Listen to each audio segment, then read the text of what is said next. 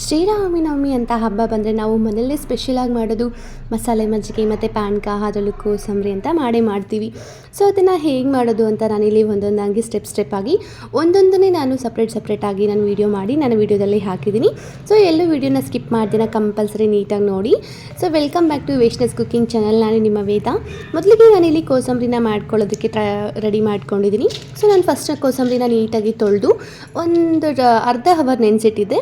ಅದ್ರ ಜೊತೆಗೆ ನಲ್ಲಿ ಸಣ್ಣದಾಗಿ ಹಚ್ಚಿಟ್ಕೊಂಡಿರುವಂತಹ ಸೌತೆಕಾಯನ್ನು ಹಾಕ್ಕೊತಾ ಇದ್ದೀನಿ ಮತ್ತು ಸಣ್ಣದಾಗಿ ತುರಿದಿಟ್ಕೊಂಡಿರುವಂತಹ ಕ್ಯಾರೆಟ್ ಕೂಡ ಹಾಕ್ಕೊತಾ ಇದ್ದೀನಿ. ಜೊತೆಗೆ ನಾನು ಸಣ್ಣದಾಗಿ ಮತ್ತೆ ತುರಿದಿಟ್ಕೊಂಡಿರುವಂಥ ಹಸಿ ಕೊಬ್ಬರಿನ ಕೂಡ ಹಾಕ್ಕೊತಾ ಇದ್ದೀನಿ. ಸ್ವಲ್ಪ ನಾನು ಕೊತ್ತಂಬರಿ ಸೊಪ್ಪನ್ನು ತೊಗೊಂಡಿದ್ದೀನಿ. ನಿಮಗೆ ಬೇಕಿರೋ ದಾಳಿಂಬೆ ಹಣ್ಣನ್ನು ಕೂಡ ನೀವು ಹಾಕ್ಕೊಬೋದು. ಒಗ್ಗರಣೆಗೆ ಅಂತ ನಾನಿಲ್ಲಿ ಸ್ವಲ್ಪ ಸಾಸಿವೆನ ಚಿಟಪಟ ಅಂತ ಸಿಡ್ಕೊಂಡು ಖಾರಕ್ಕೆ ನಾನಿಲ್ಲಿ ಮೆಣಸಿನ್ಕಾಯಿನ ಸಣ್ಣದಾಗಿ ಕಟ್ ಮಾಡಿ ಇಟ್ಕೊಂಡಿದ್ದೀನಿ. ಜೊತೆಗೆ ಚಿಟಪಟ ಅಂತ ಅನ್ನೋದಕ್ಕೆ ಕರ್ಬೇವಿನ ಸೊಪ್ಪನ್ನು ಹಾಕ್ಕೊಂಡು ನೀಟಾಗಿ ಫ್ರೈ ಮಾಡಿಕೊಂಡು ನಾವು ಆಗಲೇ ಹಾಕ್ಕೊಂಡಿರೋದಕ್ಕೆ ಎಲ್ಲದಕ್ಕೂ ಹಾಕ್ಕೊತಿದ್ದೀವಿ. ಉಪ್ಪು ನಿಮಗೆ ಬೇಕಿದ್ದರೆ ಹಾಕ್ಕೊಳ್ಳಿ. ಉಪ್ಪು ನಾನು ಹಾಕಿಲ್ಲ, ಯಾಕಂದರೆ ತಿನ್ನಬೇಕಾದ್ರೆ ಉಪ್ಪನ್ನು ಹಾಕ್ಕೊಳ್ಬೋದು ಅಂತ ನಾನು ಹಾಕಿಲ್ಲ. ಸೊ ಮೊದಲೇ ಉಪ್ಪು ಹಾಕಿದ್ರೆ ಏನಾಗುತ್ತೆ, ಸೊ ನೀರು ಬಿಟ್ಕೊಳ್ಳುತ್ತೆ, ಹಾಗಾಗಿ ನಾನು ಉಪ್ಪು ಹಾಕ್ಕೊಂಡಿಲ್ಲ. ತಿನ್ನಬೇಕಾದ್ರೆ ಸ್ವಲ್ಪ ಪಕ್ಕದಲ್ಲಿ ಉಪ್ಪು ಹಾಕ್ಕೊಂಡು ನಾವು ಮಿಕ್ಸ್ ಮಾಡಿಕೊಂಡ್ರೆ ರುಚಿಯಾಗಿರೋಂತಹ ಕೋಸಂಬರಿನ ನಾವು ತಿನ್ನೋದಕ್ಕೆ ರೆಡಿ ಮಾಡ್ಕೊಳ್ಬೋದು. ಸೊ ಇವೆಲ್ಲ ಹಾಕಿದ್ಮೇಲೆ ನೀಟಾಗಿ ಒಂದು ಮಿಕ್ಸ್ ಮಾಡಿಕೊಂಡು ಒಂದು ಬೌಲಲ್ಲಿ ಸರ್ವ್ ಮಾಡಿಕೊಂಡ್ರೆ ಸಾಕು, ಕೋಸಂಬರಿ ನಮಗೆ ರೆಡಿ ಆಗಿರುತ್ತೆ. ಸೊ ಇದು ಪ್ರತಿಯೊಂದು ಹಬ್ಬಲ್ಲೂ ಕೂಡ ನಾವು ಮಾಡುವಂತಹ ಸ್ಪೆಷಲ್ ಇಂಡಿಯನ್ ಅಡುಗೆ ಅಂತಲೇ ನಾವು ಹೇಳ್ಬೋದು. ಸೊ ಈಗ ನೋಡ್ತಿದ್ರಲ್ಲ, ನಾನು ಮಿಕ್ಸ್ ಎಲ್ಲ ಮಾಡಿದ್ಮೇಲೆ ನಾನು ಒಂದು ಬೌಲ್ಗೆ ಸರ್ವ್ ಮಾಡಿಕೊಂಡು ರೆಡಿ ಮಾಡ್ಕೊಂಡಿದ್ದೀನಿ. ಅದಾಗಿ ನೆಕ್ಸ್ಟ್ ನಾನಿಲ್ಲಿ ಪಾನಕನ ಮಾಡ್ಕೊಳ್ಳೋದಕ್ಕೆ ನಾನಿಲ್ಲಿ ಒಂದು ಬೌಲ್ಗೆ ನಾನು ಒಂದು ಕಪ್ಪಾಗಷ್ಟು ನಾನು ಬೆಲ್ಲನ ಹಾಕ್ಕೊಂಡು ಬೆಲ್ಲ ಕರಗೋದಕ್ಕೆ ಅಂತ ನಾನು ನೀರನ್ನು ಹಾಕ್ಕೊಂಡು ಒಂದು ಸ್ವಲ್ಪ ಈ ಥರ ಕೈಯೆಲ್ಲ ಸ್ಮ್ಯಾಶ್ ಮಾಡಿಕೊಂಡು ನಾನು ನೀಟಾಗಿ ಇದು ಮಾಡಿಕೊಂಡು ನಾನೊಂದು ಸೈಡ್ಗೆ ಇಟ್ಕೊಳ್ತೀನಿ. ಸೊ ಈಗ ನೋಡಿ ಬೆಲ್ಲನ ನೀಟಾಗಿ ಒಂದು ಸೈಡ್ಗೆ ಇಟ್ಕೊತಾ ಇದ್ದೀನಿ. ಅದಾದಮೇಲೆ ನಾನು ಇಲ್ಲಿ ಕರ್ಬೂಜನ ತೊಗೊಂಡಿದ್ದೀನಿ, ಅಂದರೆ ಮಸ್ಮೆಲನ್ ತೊಗೊಂಡಿದ್ದೀನಿ. ಇದಾಗಲೇ ನಾನು ಮಸ್ಮೆಲನ್ ಜ್ಯೂಸ್ನ ಹೇಗೆ ಮಾಡೋದು ಅಂತ ನಾನು ಆಲ್ರೆಡಿ ವೀಡಿಯೋ ಮಾಡಿ ಹಾಕಿದ್ದೀನಿ. ಸೊ ಬೇಕಿದ್ರೆ ನಾನು ಡಿಸ್ಕ್ರಿಪ್ಷನ್ ಬಾಕ್ಸಲ್ಲೇ ಲಿಂಕ್ ಕೊಟ್ಟಿರ್ತೀನಿ, ಬೇಕಿದ್ರೆ ಚೆಕ್ ಮಾಡ್ಕೊಳ್ಳಿ, ಫ್ರೀ ಇದ್ದರೆ ಕೂಡ ಚೆಕ್ ಮಾಡ್ಕೊಳ್ಳಿ. ಸೊ ಇದನ್ನು ನಾನು ಕಟ್ ಮಾಡಿಕೊಂಡು ಮೇಲೆ ಇರುವಂಥ ಸಿಪ್ಪೆನೆಲ್ಲನೂ ನೀಟಾಗಿ ಎರಡು ಹಣ್ಣಿಗೂ ನಾನು ಓಪನ್ ಪೀಲ್ ಮಾಡ್ಕೊತೀನಿ. ಪೀಲೆಲ್ಲ ಆದಮೇಲೆ ಒಳಗಡೆ ಇರುವಂತಹ ಬೀಜನೂ ನೀಟಾಗಿ ನಾನು ರಿಮೂವ್ ಮಾಡಿಕೊಂಡು ಎಲ್ಲನೂ ನೀಟಾಗಿ ಸಣ್ಣದಾಗಿ ಕಟ್ ಮಾಡ್ಕೊಳ್ತಾ ಇದ್ದೀನಿ. ಸೊ ಇದೆಲ್ಲ ನಾನು ಸ್ವಲ್ಪ ಪೀಸ್ನ ಸೈಡ್ಗೆ ಇಟ್ಕೊಂಡಿದ್ದೀನಿ. ಸೊ ಇದೆಲ್ಲ ನೀಟಾಗಿ ಕಟ್ ಮಾಡ್ಕೊಂಡಾದಮೇಲೆ ನಾನು ಇಲ್ಲಿ ಜಾರ್ಗೆ ಶಿಫ್ಟ್ ಮಾಡ್ಕೊಳ್ತೀನಿ.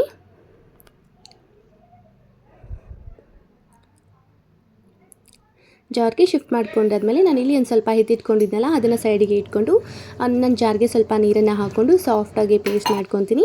ಅದಾದಮೇಲೆ ನಾನು ಒಂದು ಬೌಲ್ಗೆ ನೀಟಾಗಿ ಸರ್ವ್ ಮಾಡ್ಕೊಳ್ತೀನಿ. ನಾವು ಆಗಲೇ ನೆನೆಸಿಟ್ಟಿರೋ ಕೂಡ ಬೆಲ್ಲನೂ ಕೂಡ ನೀಟಾಗಿ ಕರ್ಕೊಳ್ಳುತ್ತೆ.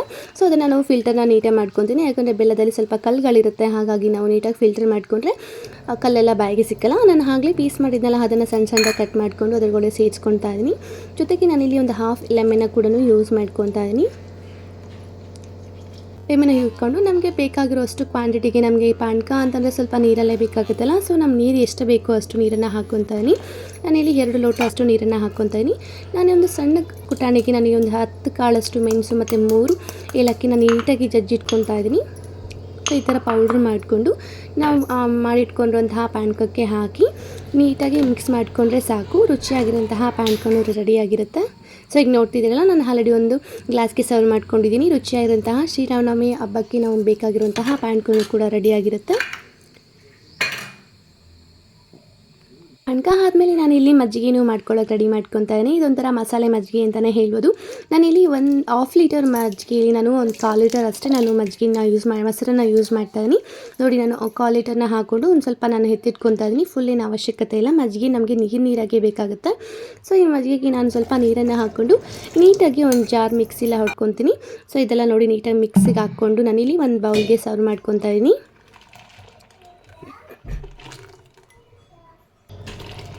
ಮಜ್ಜಿಗೆ ನನಗೆ ನೀರಾಗಿರೋದಕ್ಕೆ ಇಷ್ಟ ಆಗುತ್ತೆ. ಸೊ ಹಾಗಾಗಿ ನನಗೆ ಮಜ್ಜಿಗೆಗೆ ಎಷ್ಟು ಬೇಕೋ ಅಷ್ಟು ನೀರನ್ನು ಹಾಕ್ಕೊಂಡು ಇಟ್ಕೊಂಡಿದ್ದೀನಿ. ಜೊತೆಗೆ ನಾನು ಮಸಾಲೆಗೆ ಸ್ವಲ್ಪ ಪುದೀನ ಮತ್ತು ಶುಂಠಿನ ಹಾಕ್ಕೊಂಡು ನೀಟಾಗಿ ಸಾಫ್ಟಾಗಿ ಪೇಸ್ಟ್ ಮಾಡ್ಕೊಳ್ತಾ ಇದ್ದೀನಿ. ಸೊ ಇದು ಮಸಾಲೆ ತುಂಬಾ ಚೆನ್ನಾಗಿರುತ್ತೆ. ಈ ಥರ ಮಾಡಿಕೊಂಡ್ರೆ ನಾವು ರುಬ್ಬಿಟ್ಕೊಂಡಂತಹ ಪೇಸ್ಟನ್ನು ಹಾಕಿ ನೀಟಾಗಿ ಮಿಕ್ಸ್ ಮಾಡ್ಕೊಳ್ಳೋಣ. ಮಸಾಲೆ ಎಲ್ಲವೂ ನೀಟಾಗಿ ಮಜ್ಜಿಗೆ ಹೊಂದೋ ಥರ ನೀಟಾಗಿ ಮಿಕ್ಸ್ ಮಾಡಿದ್ಮೇಲೆ ಸಣ್ಣದಾಗಿ ಒಗ್ಗರಣೆ ಮಾಡ್ಕೊಳ್ಳೋಣ. ಚಿಟಪಟ ಅನ್ನೋದಕ್ಕೆ ಸಾಸಿವೆ, ಖಾರಕ್ಕೆ ಸ್ವಲ್ಪ ಮೆಣಸಿನ್ಕಾಯಿ, ಜೊತೆಗೆ ಒಂದು ಪಟ ಅಂತ ಅನ್ನೋದಕ್ಕೆ ಸ್ವಲ್ಪ ಕರಿಬೇವಿನ ಸೊಪ್ಪನ್ನು ಹಾಕ್ಕೊಂಡು ನೀಟಾಗಿ ಫ್ರೈ ಮಾಡ್ಕೊಳ್ಳೋಣ. ನೀಟಾಗಿ ಫ್ರೈ ಎಲ್ಲ ಆದಮೇಲೆ ನಾವು ಮಜ್ಜಿಗೆಗೆ ಹಾಕ್ಕೊಳ್ಬೇಕು. ಜೊತೆಗೆ ನಾನು ಇಲ್ಲಿ ಸ್ವಲ್ಪ ರುಚಿಗೆ ಎಷ್ಟು ಬೇಕೋ ಅಷ್ಟು ಉಪ್ಪನ್ನು ಹಾಕ್ಕೊತಾ ಇದ್ದೀನಿ.